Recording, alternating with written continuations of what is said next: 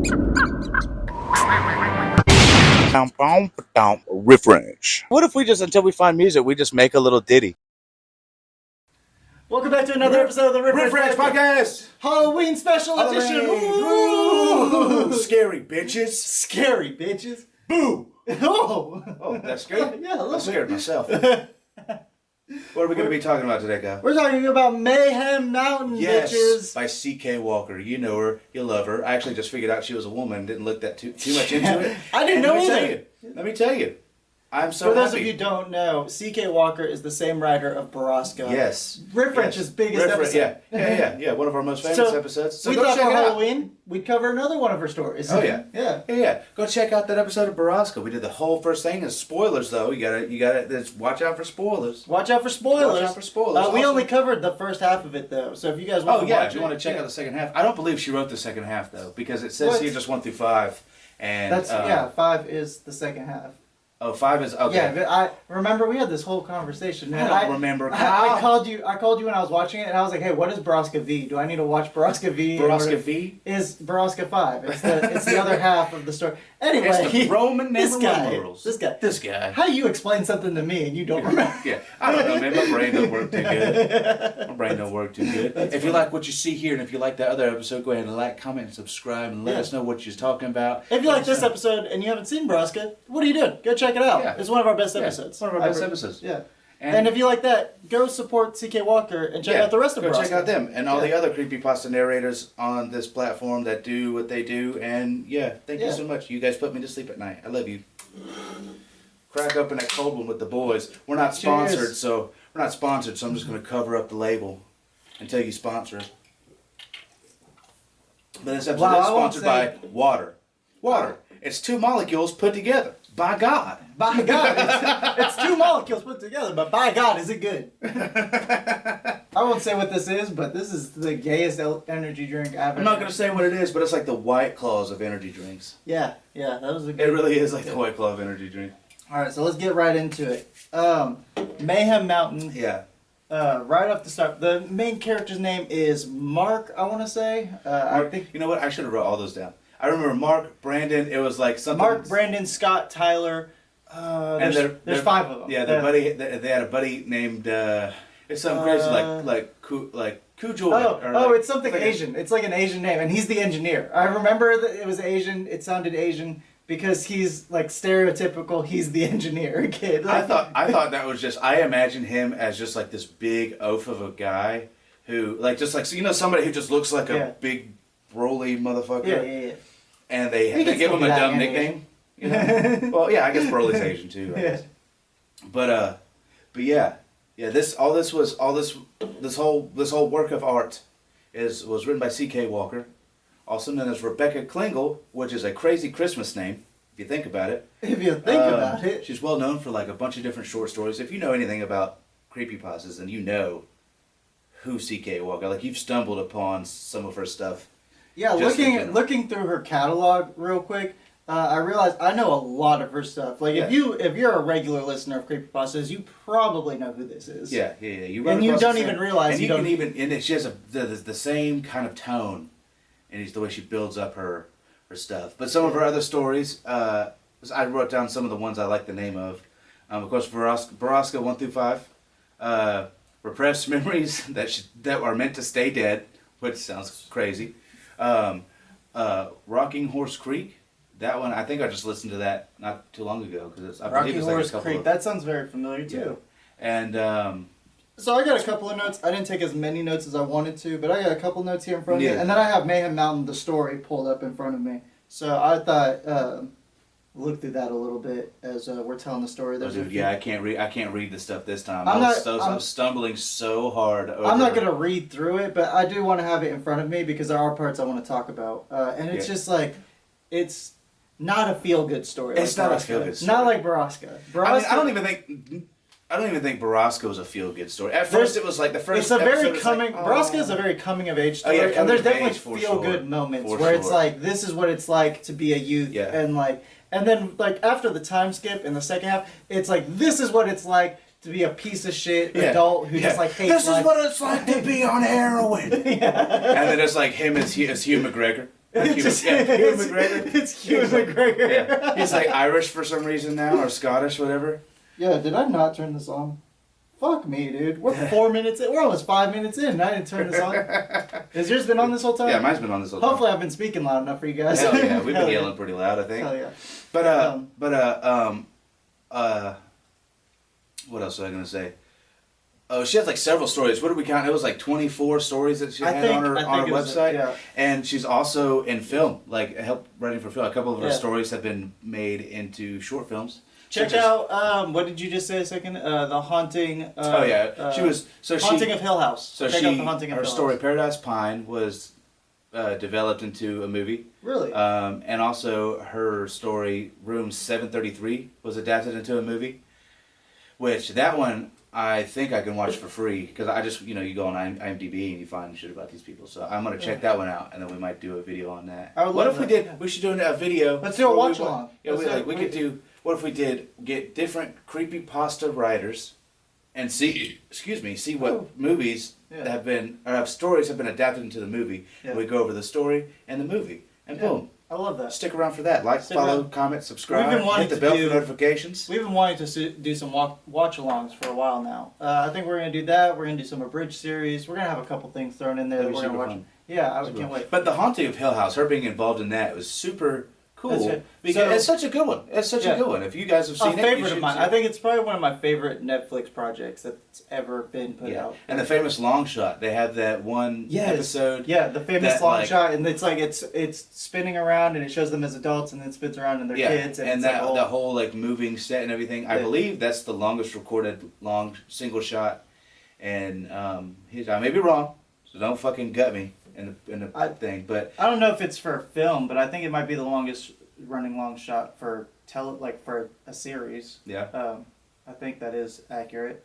But I mean, bro, it's so good, super good, and like you were saying earlier, it kind of like that story kind of goes hand in hand with her vibe and stuff, like with the coming of age and vice versa. I asked about the Haunting of Bly Manor because a lot of the same people that worked on Haunting of Hill House went on to work on the show Haunting of Bly Manor, and it was supposed to be like a spiritual successor to Haunting of Hill House. It has all the same actors from Haunting of Hill House.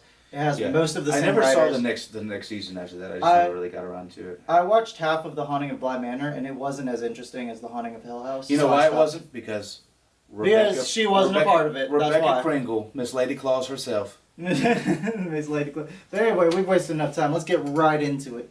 So this story starts off. It's the main guy, Mark, and his sister, Sherry? Is it Sherry? Cheryl? Something like that. Yeah. They're driving down the road, and they're heading to, what is it? Adventure Valley? Something like that? Adventure Valley. And all of these kids, they're all like meeting up. They just bought the place. Yeah, so these five main kids made a vow to themselves. When this place closed decades ago, it says, I have it written...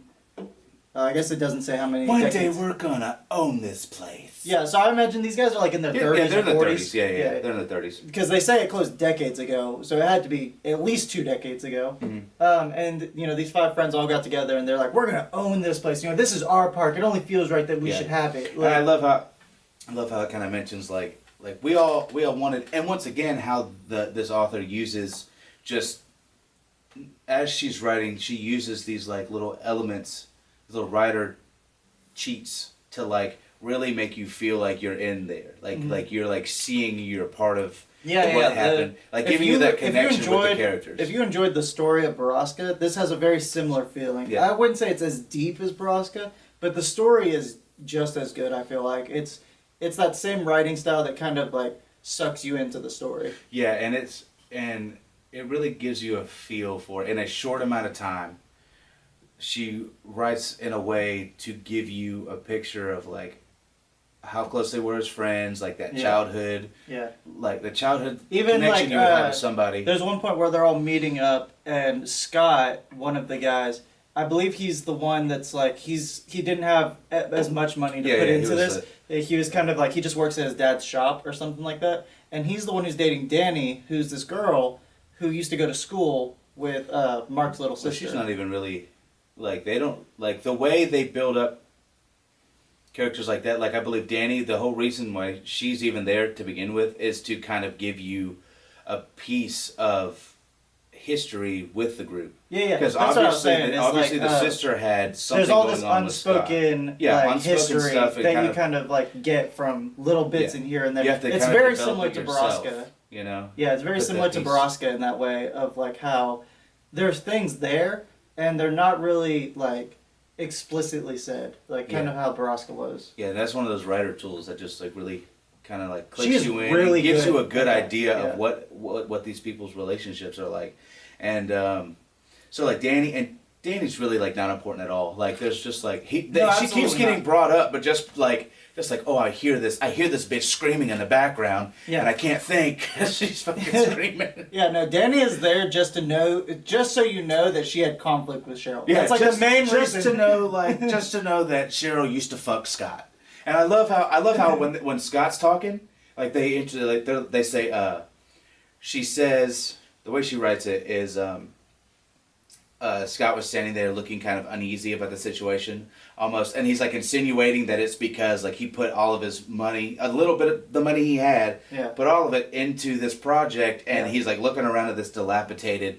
At the same time, they make you seem like Scott almost like is like he's the least wealthy of them and he had the least to put into it, but like also he doesn't care because he's kind of just a stoner. Yeah, he's just like baked the whole time. Like the way she puts it is like he looks like he's like troubled and like uneasy and anxious and on edge unsure about the whole thing. But really, the guy Scott realizes he's like, oh shit, or the main character Mike whatever realizes, oh shit, Scott's just stoned. That's right. Scott's always stoned. What do they keep calling him? Burnout? Is that it? Burnout. Yeah, they keep calling him burnout throughout the whole thing. And he's just like, yeah, whatever, man. Yeah, whatever, man. And the way the way she writes him, he's just kind of like that the whole time. He's like, yeah, man, I'm chill. I'm just here. Man, like when it's Scott's like, because every sentence ends with man. That's weird. It's like having a conversation with me right after I hit this doohickey in my hand more than 5 times. Yeah.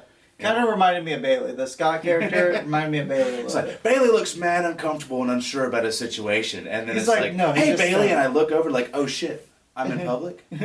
That's right, I'm with people. I'm like, yo, Bailey looks mad uncomfortable, and you're like, no, I'm just stoned, Carl. Bailey, my dick is out. Bailey, my dick is out. Bailey, my dick is out. Pay attention to me, my dick is out. That's so funny. That's a common joke. That's a common joke. Well-known joke. World-renowned joke.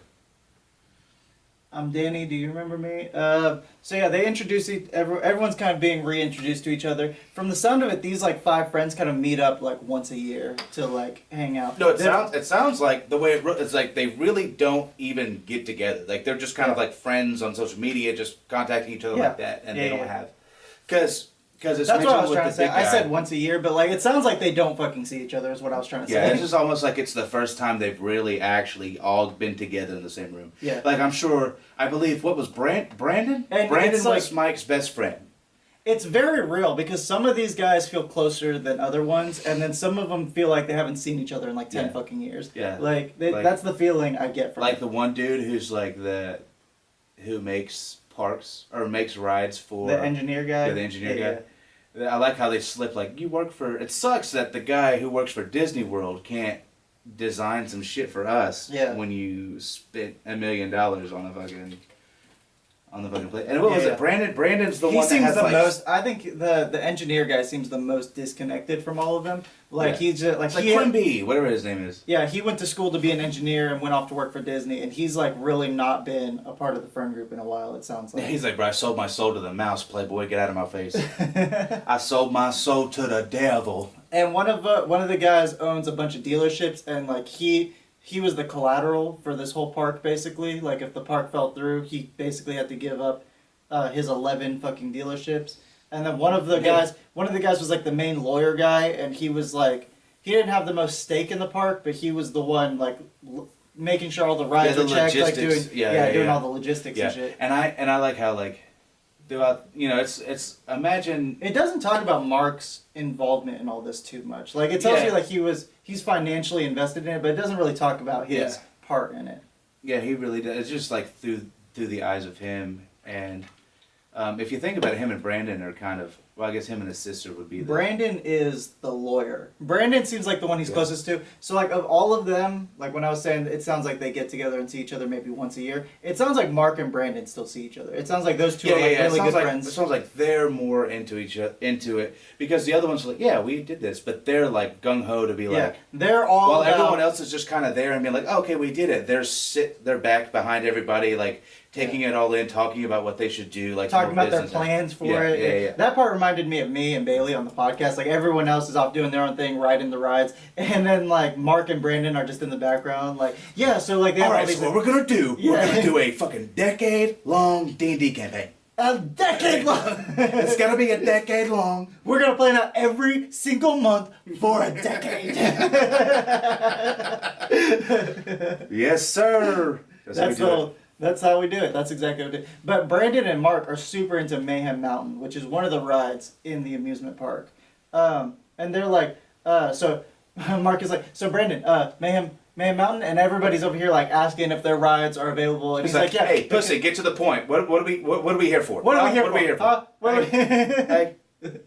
That's so funny. And like everyone's asking, oh, is my ride available? Is this ride available? And then like it's I forget what it's called. Something Falls. The one guy speaks up. He's like, is Something Falls available? And Brandon's like, oh no, the water's not turned on. Like, He's like, oh no, yeah. He just disregards like, no, dumbass, the water's not on. Yeah, fucking idiot. No, what we're gonna do is we're gonna go to the teacups and ride them till we're sick. Yeah, and they do go ride the teacups, I think. They do ride the teacups. And they ride every single ride in the park. They're slowly building up to Mayhem Mountain. And, like, everyone is like, oh, no, you guys want to ride Mayhem Mountain? Mayhem Mountain's fucking gay. I don't even know why you guys like Mayhem Mountain. I guess I shouldn't have said gay, but whatever. I guess I shouldn't have said gay. It's okay, I give you permission. We're both wearing pink right now. We're what? We're almost 20 minutes of the podcast. No one's going to see this anyway. Moderators aren't here. Anyway, so, like, everyone's like, why do you guys want to ride Mayhem Mountain? And, like, everyone's like, I don't know, like they just act like it's the worst ride ever, but the way they describe it, it sounds like the fucking Goliath at Six Flags. Yeah, it kind of just sounds like the Goliath. Like it hits up, it goes sick. Down, there's some fucking hills, and then you just like swirl around a little bit. It sounds sick. Because it says there's this one loop around, and one thing I like about this story too is how it describes the rides, because it's like yeah, you can be like, oh, we're on the teacups, or like oh, we're on like the Viper or whatever. Like it describes exactly what turns are in it, so it's like coming up on a vertical twist that leads us hanging upside down. We're slowing down, like shit like that. The writer is very good at describing what you're supposed to be seeing. Putting you in the environment, which is great. But they explain it, and it's like there's like 2 loops, and then at one point they say there's like a corkscrew in there, and like I don't know, it sounds fucking. Like, I think it's more like you know when they like kind of turn you upside down like that. Yeah, like that's the corkscrew. Okay. Yeah. See, I don't ride roller coasters because of shit like this. So like. But yeah, it's like it sounds sick. It sounds like the Goliath, and I love the Goliath at Six Flags. You know, fun fact about me: lived in the state that we reside my whole life. Have we ever said where we live? Yeah, we said we live in Georgia. Oh yeah, I've lived in Georgia my whole entire life, and never once have I been on a ride at Six Flags. Like really? I don't even think I've ever been to Six Flags. Like, you've never been to Six Flags? Yeah, like there's times where I think, oh yeah, I think I might have gone as a kid, but I don't think that really counts if you just like went and you were too small to ride it. Like that's fine. We should go ride a couple rides sometime. Like we don't have to ride night. You absolutely have me fucked in the ass, cousin. What? No. What? Acrophobia? No. Oh, I won't ride acrophobia. Can we just while we're on the? I used to have an extreme fear of heights when I was younger, and everyone wanted me to ride acrophobia, and I was like, that shit turns you facing down to the ground and then drops you. And they fuck with you too. They like fucking and I was like, no, I don't. For those who don't know what that is, or like never been to Six Flags over wherever state you're from, I don't know. They have like I don't know how many. I don't think every state has acrophobia, but really? But it's like this giant, and then you're like in this thing, and you go up, and it leans you out, and then it drops you. So your seat leans forward. It leans you all the way forward to where you are parallel with the ground, and then you drop. Yeah, terrifying. Why would you do that? Yeah. If I wanted to do that, I would jump off a building. Like, no, but I do like the Goliath and the other rides. Those are fun. The Riddler's fun. I think you would like the Riddler. Yeah. It's the Rizzler. The Rizzler. I forget what it is. The Looney Tunes ride is actually, it's not a massive roller coaster. It's actually a very tiny roller coaster for like kids, but I think you would like that. Yeah, dude, I love that shit, bro. Yeah. I would love that shit. Like, I'll do the Haunted Mansion shit. Oh, yeah. I'll do the Scary House. Oh, that's fun. We should go there. Well, I guess we can't now, but I guess it's not too late. But I don't think it's too late. Yeah, I think they do like the whole haunted house thing until like mid-November. So, I think Whitewater is way better. Dirty, Whitewater? disgusting, but way better. Oh, and I was gonna say that too. So like them buying this is like a little local spot. This is almost as if like anyone who's lived in Florida, this is almost like Big Kahuna shut down for decades and someone went and fucking bought it. Like that's a little. I mean, it's not living. What had me thinking of it? It was like Sun Valley Beach. It's like if somebody bought Sun Valley Beach and just reopened it. Yeah. I don't even think. I think they might have demolished that already. But like, it would be that. Like. Yeah, basically, it's like it's not a huge fucking like Six Flags fucking place, but like it has several rides inside of it. And can we point out before we get back into the story how actually, like how effective a story about just a theme park. I would say over half of this story is just about them at the theme park, and it really kind of sucks you in a little bit. Yeah, it builds you up. But just in general, like what a good premise to a story because theme parks are scary. Like things go out, like people go missing, like people, like kids are taken right out of there. And that's such a huge part of this story is that kids are going missing around this area. And and that's actually one of the points when one of the things that Brandon and Mark are trying to like Mark notices it, but he realizes that it's like something they're both avoiding to talk about. Yeah, they've been kind of like avoiding all the signs, but there's fucking graffiti everywhere asking where did the missing kids go? What happened to the missing kids? And it has certain kids' names written up on the wall and stuff. And I wasn't paying enough attention, but I think one of the names on the wall, one of the last name correlates with one of the people that are there, like maybe Danny or somebody who's there, which is kind of sad to fucking think about. Which actually might be why they put so much emphasis on Danny being there. Is like I think she might share the last name with one of the names written on the wall. I think that might be why. Yeah, that would make sense why they put so much emphasis on her. Do you think there's a continuation of this? I don't. It doesn't look like there's one on here. See what's it. So what's being said? What there's so much set up in here, though. I would love for a continuation of this. That would be great. Yeah. So if you're watching this, CK Walker. Koji is the guy's name. Koji, that's it. Koji is the guy's name. But Koji, I have it right here. I see it. They're going in between. Mark is asking Brandon, do you think the history of like the missing kids and everything that happened here is going to affect our business?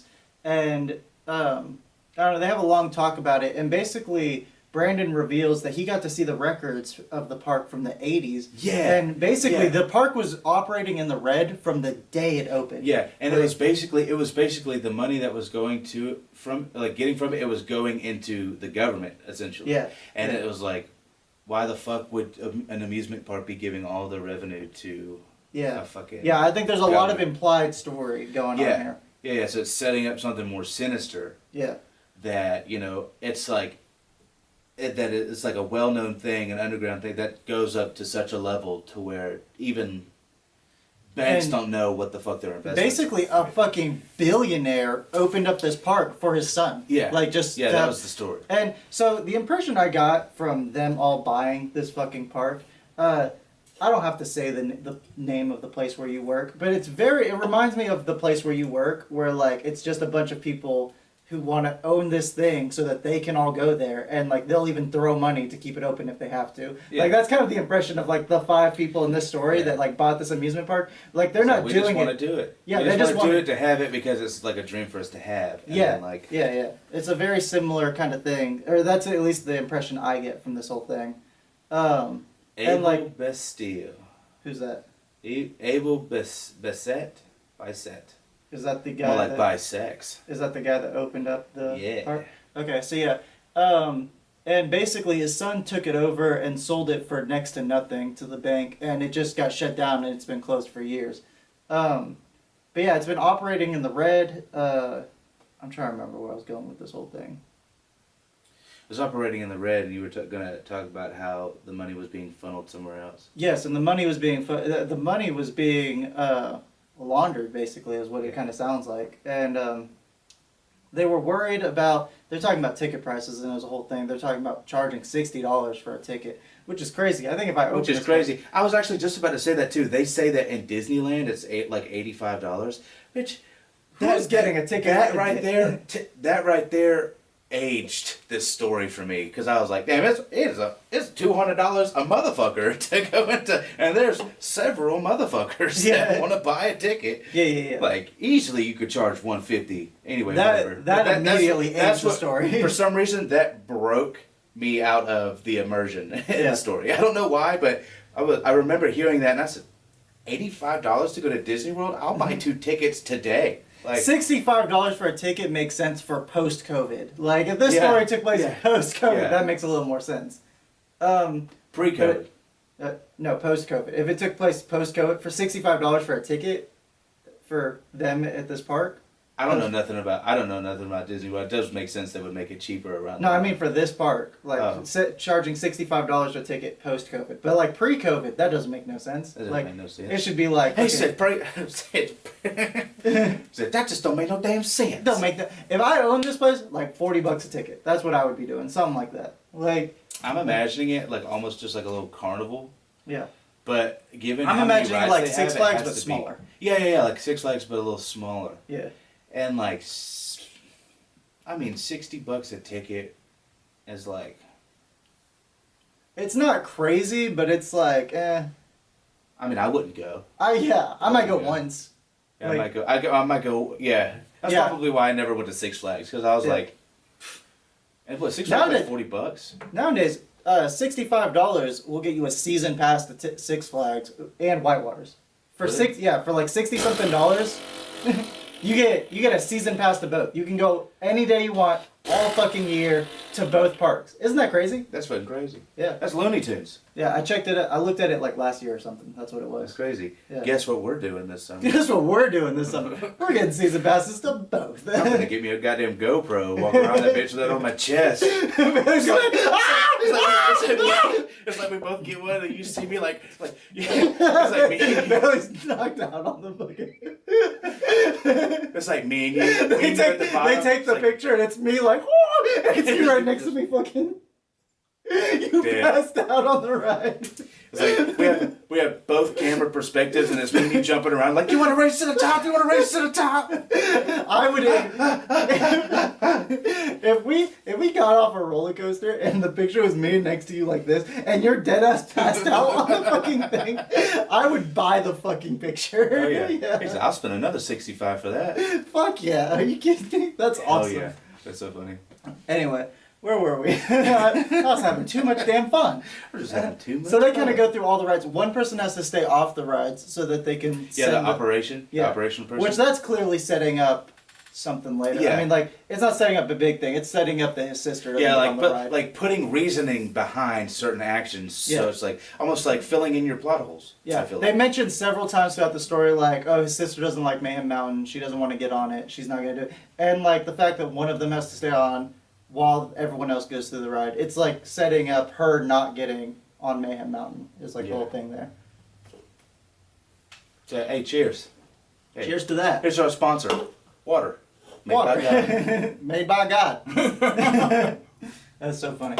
But anyway, so they make their way through a couple different rides, and they finally get to Mayhem Mountain. And Brandon and Mark are so excited. They get in the front seat. They get the green cart, which was apparently their favorite cart. Oh. And there's like a whole, they don't even they very lightly mention it, but I think it's a cool piece of like the story where like they might lightly touch on something, but there's like more there where it's like they very lightly mention how this was their favorite car, and then they even ask, I think it's Brandon that they end up asking. They're like, hey, did we get the green card on purpose? And he's like, yeah, I told them to leave the green machine so that they could fucking... And it's like, clearly there's more of a story of like why they like that car and like everything that's going on there. But I don't know, I just like how... It's foreshadowing, but it's like, it's in turn is insane how that car is like the importance of it. Yeah. Like it's like... Yeah. And I just love how like the word would be for that type of... I love how this author like will set up stuff and it's like not even really mentioned and you kind of have to like piece things together yourself really. Yeah. And it's not even like, and it's just there. Like it's like you're given something and you don't have to, it's not a smack in the face later like, oh, but it's, I don't know, it's just like really it shapes the world around you. And who is it? It's Koji Thickens the immersion, if you will. It's Koji or Tyler, one of them is like, hey guys, it's getting pretty late. Should we go back to town and eat first before we get on Mayhem Mountain? No, you dumbass. Why would we eat before we get on a roller coaster? You dumb fuck. You fat bastard. You fat piece of shit. Who cares? That's like me being like, hey, we should get some nachos before we go on. Bailey, if we get food before we get on this fucking ride, you're sitting off the ride. I'm not gonna have you throwing up. Passed out throwing up. Yeah, that's funny. That's nice. But anyway, so they finally get on Mayhem Mountain. They ride it through a couple times, and I'm telling you, when he's describing, and I'm telling you, I feel like I'm really on the ride. When he's describing riding the ride, everything. It sounds like Goliath. It sounds kick-ass. Really I don't know like why everyone's busting his balls over liking Mayhem Mountain, because it sounds like a kick-ass ride. Yeah, it's only like it's only like a 2-minute ride. Yeah, yeah. Oh, and also that's another piece too. Like they keep saying it's just a 2-minute ride. It'll be fine. So like all this is happening. Yeah. Like, and they ride it like 4 or 5 times back to back because they can. Yeah. Like, which is sick. Like, yeah. That'd be sick. I would love that. I would love to just get on a roller coaster and be like, keep going, and we just fucking fly through the tunnel like fucking. Don't hit the brakes. Don't even hit the brakes. Oh my god! You said you've never ride any of the roller coasters at Six Flags. There's one. It used to be called the Ninja. It's called Air Force One or some shit like that. Now they rebranded it, so it's not all like fucking Asian and shit. But the Ninja used to be fucking the worst ride at Six Flags because there's so many hard fucking turns on it. I remember riding the Ninja for the first time when I was a teenager, and I was like, dude, I think I have fucking whiplash. Like, my neck hurts so fucking. My neck has never hurt so bad from riding a roller coaster. I was like, you got me fucked up. I told Andrew that's like that and acrophobia. Those are like the 2 rides I would not get on at Six Flags. Because like your neck's gonna fucking hurt when you get on the. It's not even like it's that high. It's nothing super crazy. It's just the fucking hard turns. It's one of my things. I don't play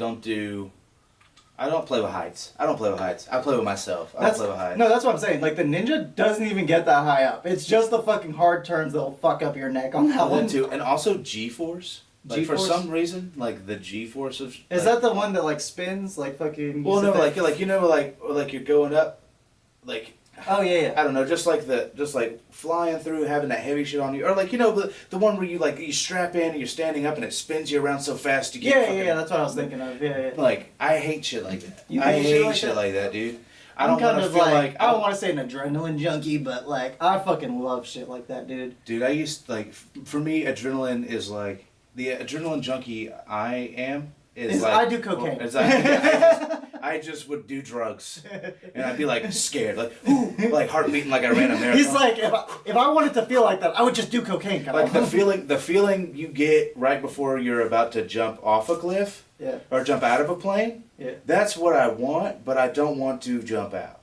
And I can just sit there for hours and just like. I just want to sit at the edge of the plane and be like, and like think that I'm gonna jump, but I don't want the feeling of jumping. Yeah, dude, I would rather just like grasp the side of a giant mirror and look at myself and start breathing, like I'm pumping myself up for. Like, that's so funny. So after a couple go arounds on Mayhem Mountain, they're like deciding to get off or whatever, and then they kind of realize there's a track B. I don't remember how it really comes out. Yeah, no, it goes. Like, they stop and they're like, "All right, you want to go again?" And they look at it and they notice that there's a track B. Yeah. And they mention that like, they think like, what if it's the maintenance tunnel or something? And Brandon or no, I think it's Koji. It's Brandon or Koji. One of them's like, no, it would be labeled as such. Like it wouldn't just be a track B. That would be a completely different track. And then Mark's sister is like, well, guys, like, if we don't know it's there, then how would the guys who inspect it know it's there? Like, there's no way, like, that might not have been inspected in 20 fucking years. We don't need to be going on that. Absolutely. And Brandon, the fucking lawyer guy, is like, no, if I paid them to inspect it, they definitely would have inspected track B as well. So let's just go for it. And then they all... Which is also, like, crazy that, like, it's not on the plans. Yeah. Like, because they would have the plans. Yeah, they would have the blueprints and everything. So you would have to...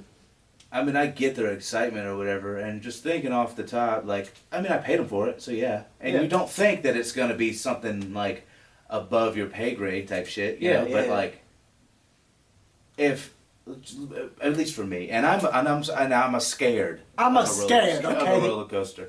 So I would be absolutely like, no, I don't give a fuck if I paid to. If I wasn't told about it, if I don't know about it, and the possibility of somebody else not knowing about it. This might sound crazy, but I would want to walk the rails of the roller coaster. That's before I go check it. Like before I just get on the B track or whatever. If I've never if there's another track to the ride, I went to this theme park for years and never rode a track B, I would probably want to walk the fucking track. Yeah, absolutely. Why would you? Oh, you mean? Oh, it's a door opened up and I'm gonna go into a fucking. Yeah, right. Like, why would I fucking do that? No, I would probably want to figure it out first. You're like, oh, everything seems normal besides this. That wasn't here. That was weird. And then so they get on it, and he's like, they go over the first hump, and they're like, oh, I guess track B isn't any different. That's weird. I guess it's gonna go as normal. And then they get like through the second hump or whatever, and it ends up like sliding them down into this fucking like square-shaped hole behind the gift shop, and it's like. They're now going underground, and they're like, whoa, this is fucking crazy. And everything's dark now. They can't fucking see shit. And so, and to think, too, like, nobody saw that hole in the ground ever? Yeah, you would think, like, if the railing goes through the fucking hole, you would think the guys that inspect it would have seen that, right? Like, yeah. I would assume so. I don't know. Like, and then they didn't, like, oh, there's this giant hole in the ground behind this gift shop.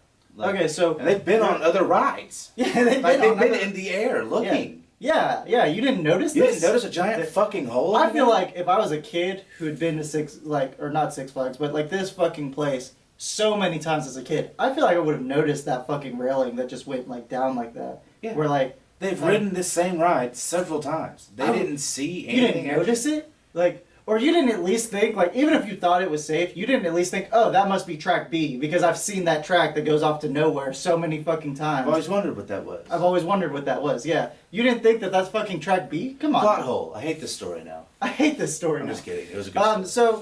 So do you think, kind of breaking away from the story, do you think that the government had something to do with whatever, like, do you think this was some kind of government testing, or like what? It's like... Yeah, okay, yeah. Not to be like cliche, but I mean it definitely does like insinuate that. Or some type of organization. Because I think the guy that owned a billionaire had it. What other billionaire had something that's crazy? The son of the billionaire, I think that something was going on, because they do kind of mention, they don't really get into specifics, but they talk about how, like, what is the wording they use? They talk about he's a little off. They mentioned that he was like simple. Simple, you know that's what I'm saying? Yeah, they mentioned that he's like derogatory. If it is, I didn't say it. The writer said it, and I'm just regurgitating what you said for review purposes. They referred to the billionaire son as he was simple, and I think that he wasn't right in the head. But I also do believe this was some kind of government project thing. Yeah, there was at least like some type of like secret billionaire thing, like rich people thing where they like to watch mass tragedy or whatever, you know, because there's only one person in there watching it, so Spoilers. you gotta pay a lot. Mass tragedy though. Yeah, mass tragedy though. Yeah. But like, if you didn't see it coming. So they're going through. But if you think about it too, like this billionaire has a son, who is simple, and then he just makes him, and that is like, okay, this is why this is here, you know, for just something for his son to have because his son's a little special, you know, and then. Like, it'll be a nice cover-up. Nothing's crazy happening. Like, there's nothing suspicious behind this. It's just... There's almost nothing, other than the fact that we were talking about the money going to the government earlier in the story. There's nothing really here tying it to the government. It almost does kind of seem like they could get away with... It's like, oh, well, the government was taking money. It's kind of weird. But I would love to reach out to the author and ask them questions about this story.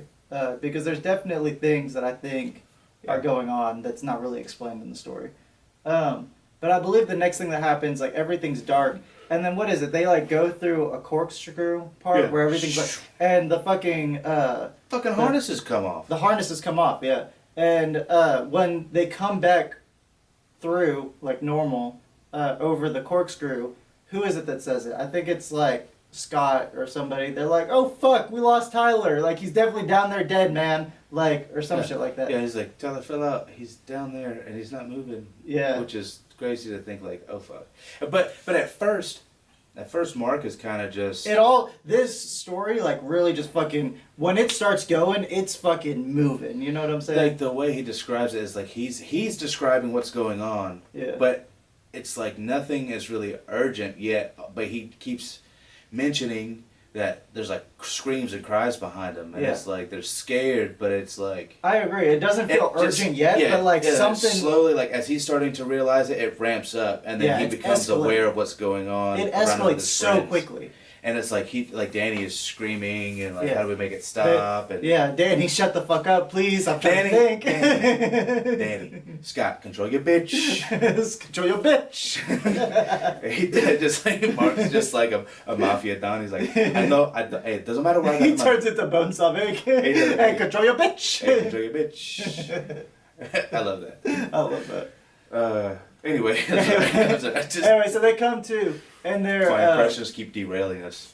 I believe... Do they go through another hole while they're underground? I believe right? They do go through one hole first. So right? they go through one hole, and I believe it's just... Do they lose anyone when they go through the first hole and like go deeper underground? So, we might have to cut this down a little bit because I'm fucking thinking so hard. So I remember I was in the middle of typing something when you asked me. I remember it says that... Oh, that's right. So like they're going down and the brakes like start to engage. And, it starts to slow down and then it'll go upside down. Unlock and it'll go upside down again. Yeah, and it's kind of like slowly pulling them along at this point. Yeah, basically. And I believe Koji is next. Yeah.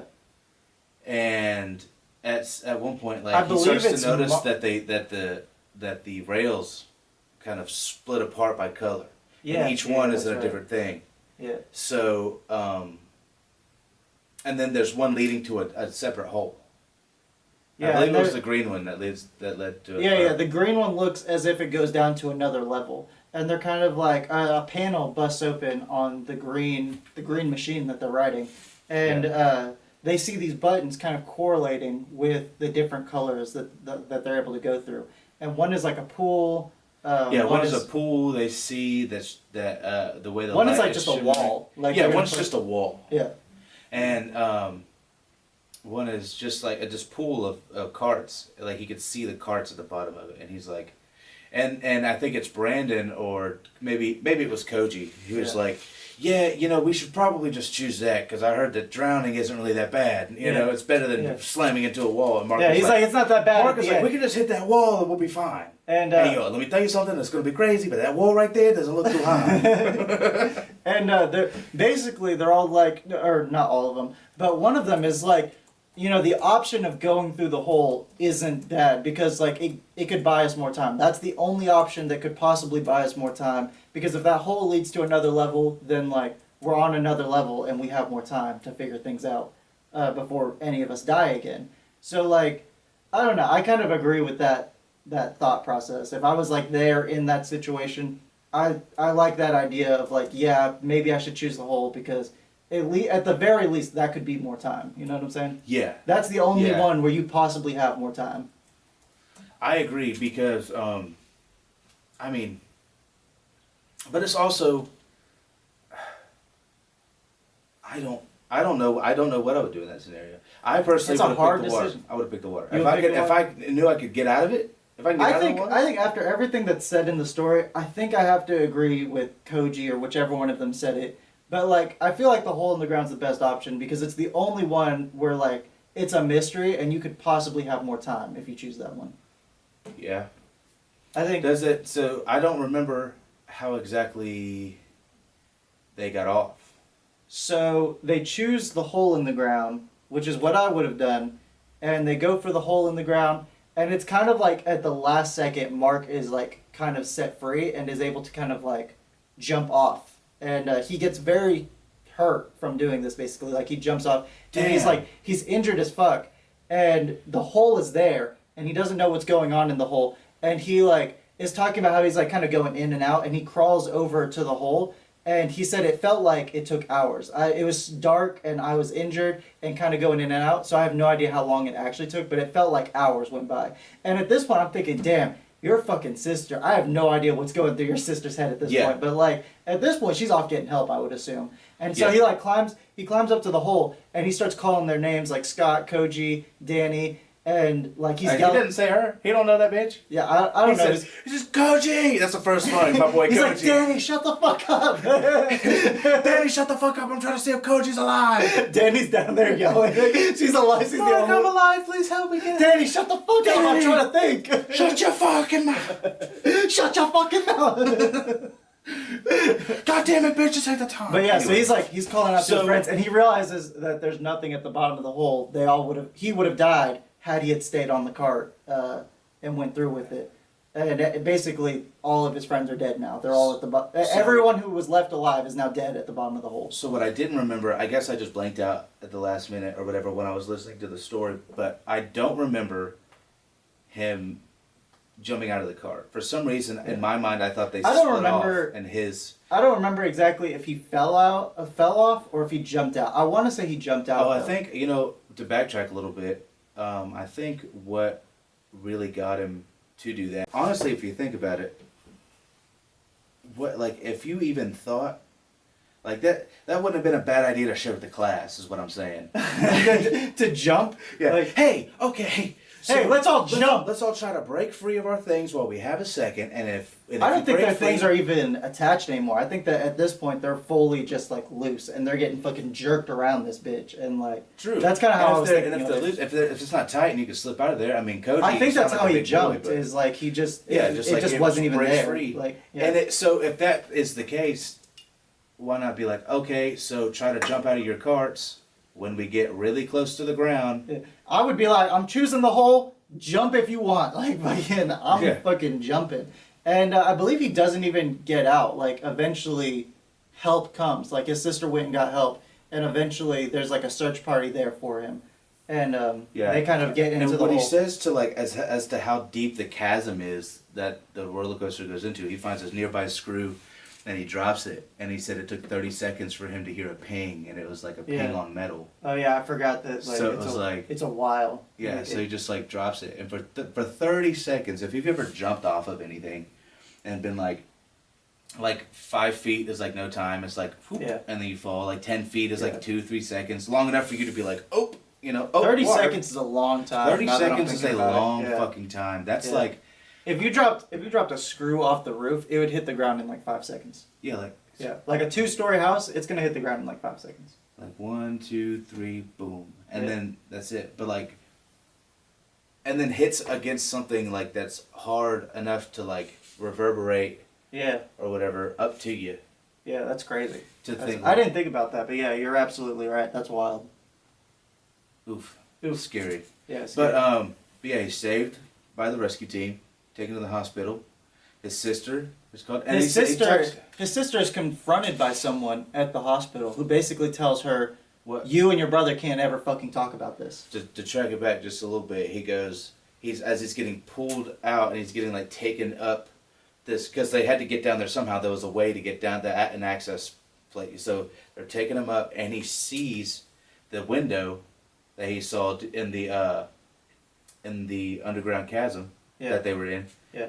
And he gets, as he's going by, he sees through the doorway, it's a big glass, and it's a single chair that has, he said, thick with dust. Where someone probably used to watch. He said thick with dust. So nobody's been there in a long time, but that was there, and it was I forgot about that.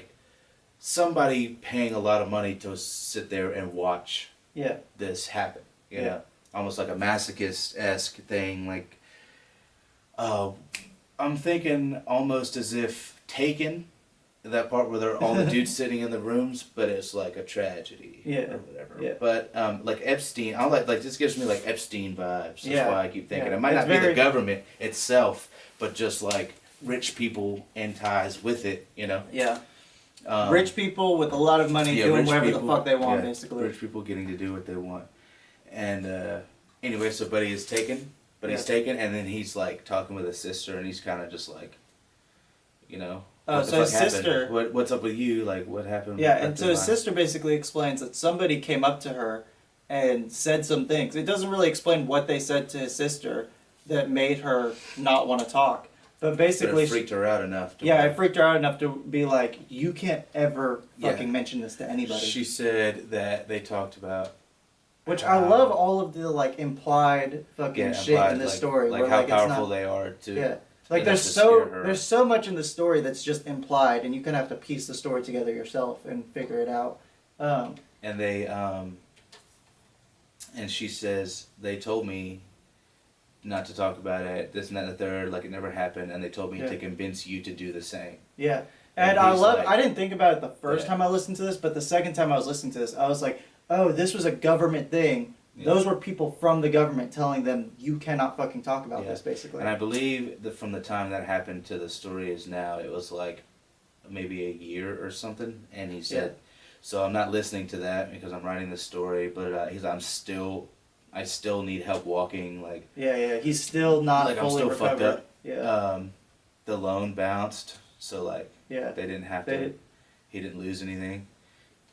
He's like, I can't fucking walk, but hey, it wouldn't matter anyway. But it wouldn't matter anyway if they lost anything. Their collateral was the car dealerships, and Buddy's not alive anymore to own the car dealership. Yeah. Oh my god! Just to think, bro. Just to think. It's an awful thing. But at the very end of the story, he says that he looked up the previous owner, the billionaire's son, the previous owner of the amusement park, and basically he owns several amusement parks. Several different amusement parks. Yeah. And that just implies that in the back corner of every one of these amusement parks. Yeah, he kind of says this at the last sentence of the whole story is like, I bet you, I'm paraphrasing here, I don't know if this is exactly how he says it, but he's like, I bet you if I walk into any one of those amusement parks, I can find a ride with a track B on it. Yeah. Yeah. So implies, wait, it's it. As for the billionaire's son, he was only simple in the fact that he was a man of simple tastes, and he still is. I looked him up once, only a few years ago. He owns several amusement parks now. Yeah. All sizable but small enough. Oh, yeah. Oh, you want me to continue reading? I thought I started at a good point, but I went too far away. Yeah. But yeah, I thought It's okay. Anyway, because I know as somewhere in the park, some ride in the corner has a track B. I guess it is. I imagine it's saying something else. Yeah, but yeah, and that's kind of the end of that. There's so much. I love this story because it reminds me a lot of Braska. I just feel like it doesn't give me as much as Braska. A lot of this is like very implied. It's very short. Yeah. It's very short. I kind of hope like the same way that eventually the second half of Braska eventually came out and told more of the story. I kind of hope this gets a sequel eventually, and like there's more to the story, and it kind of like all of those little like threads that are kind of left hanging there are eventually like answered. You know what I'm saying? Yeah, I think that this would. I mean, it could possibly be adapted into a movie. Honestly. I love this story. This story was great. C.K. Walker. I love C.K. Walker. This was a great story overall. Before we go, let me see. We have some things to talk about with C.K. Walker, I believe, right? That was really... I really already did that in the morning. Not in the morning. You do something else in the morning. Yeah, I do something else in the morning. What I just had it pulled up. Why isn't it pulled up? I was looking to see if they had a continuation somewhere. If they do, if she has a continuation of this, it's called something else because she doesn't have another Mayhem Mountain kind of thing. Oh, it's all in a book called Vices and Virtues, a horror anthology. A horror anthology? Yeah, so I guess that includes... this. Yeah. This was very well put, though. I enjoyed this a lot. Yeah, I did. And I'm realizing now that I really enjoy her writing. Man, I was really hoping they would have something about a continuation. We can always look it up. Here, I'll look it up right now. Yeah, that's what I'm looking for. But it's cool to think that, like, especially since now that I know they have an anthology, she has an anthology book. It's like all of these are part of the same universe. Yeah, that is cool. Isn't that cool? Which puts like a sense of realism. Oh, and that's a good parallel with Baraska as well. What's that? Like like how there was the buying and selling of these infants, and it was like the government and like billionaires and shit like that. It's like the evil isn't ever supernatural. It's a real. Yeah, it's always in this whole universe that she's kind of constructed. It's always like a real thing that's going on here. It's like, maybe, exactly. But it's like things that have really happened that we now know have really been done. So it's very possible. That after listening to Baraska, I kind of went into this story expecting it to be real shit, just because that's so much of what Baraska is about. Yeah, I thought of it. God, I'm gonna listen to Baraska again. God damn it, I'm gonna listen to that. I think actually I'm gonna listen to a couple more of her stories and see. I think I'm definitely gonna check out Room 733 and Paradise Pine, because if you guys enjoyed our little retelling of this whole thing, go check out our episode on Baraska. And if you enjoyed that, go check out her second half of Baraska. Yeah, which is honestly really good. I love that. It's a nice cherry on the top of the Yeah. And if the whole thing is great. And if you like impersonations and you like fun stories about things and stuff and such, you should go check out the episode about Bonesaw Vic's Cryptozoological Garden. Some of my favorite episodes that we've done. Yeah, I think sometime in November, I think we're gonna do some more Bonesaw Vic.